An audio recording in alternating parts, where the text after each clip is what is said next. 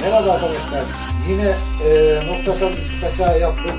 Gördüğünüz gibi nokta atışını yaptık. Tezgahtaki dolabı söktük. Burada 3 çeyrek T'den 20'ye düşürmüşler boruyu. Sıcak su altında her zaman olduğu gibi. Kıl gibi, saç kılı gibi yarmış ve kesmemiş kaçak. Şu anda küçücük açtığımız yeri görüyorsunuz. Küçük bir alan.